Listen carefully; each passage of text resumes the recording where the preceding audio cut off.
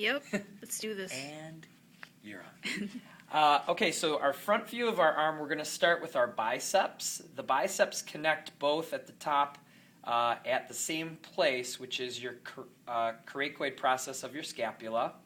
The bicep attachment that is on our lateral side extends over the ball of the humerus and then comes down to meet with the bicep on the medial side, and that tendon extends up on an angle right to the coracoid process.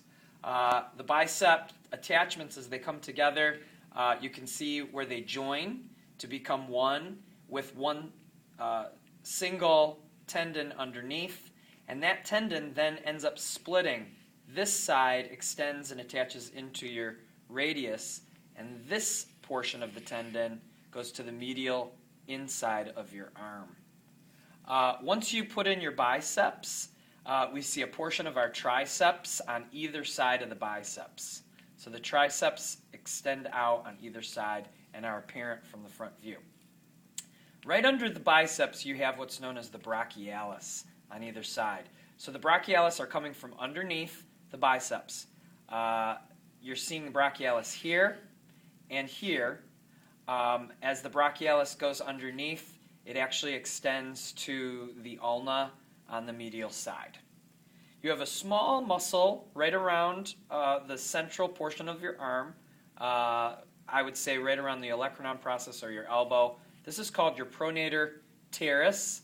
You can see that it starts here, and as it extends under this portion of the tendon, as it comes out here, it covers over the second portion of tendon from the biceps that ends up at your top of your radius.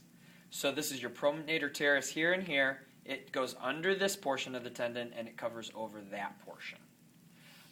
So that takes care of the front arm from the upper.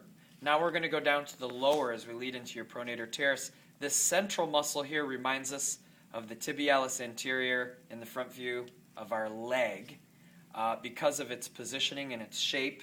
This is your brachioradialis, and as it comes down, the tendon extends into the wrist, and there is a band of tendon that controls all of the arm attachments. And then on the lateral side, we have our extensor carpi radialis longus with the tendon extending down, and then you only see the muscle fibers of the extensor carpi radialis brevis. You don't see the tendon. So we have two muscles on the lateral side of the brachioradialis. On the medial side, we have a group of four muscles. So the closest to the brachioradialis is our flexor carpi radialis, and that comes down to the band at the wrist. And then the palmaris longus is the next one. Now what makes this one unique is that the tendon extends over the band at the wrist, and the tendon extends into the palm. And so the tendinous material at the palm is called the palmar aponeurosis, but it is an extension of the palmaris longus muscle. That leads us into the flexor digitorum superficialis, which extends into this band at the wrist. And then the furthest most muscle is your flexor carpi ulnaris, which is right here. Into our hand, we have two muscles, one on the thumb side, one on the pinky side. This one on the thumb side is the muscles of the thenar eminence, and then this muscle right here is the muscle of the hypothenar eminence. And thus, that concludes the muscles of the arm from the front view or the anterior view. All right.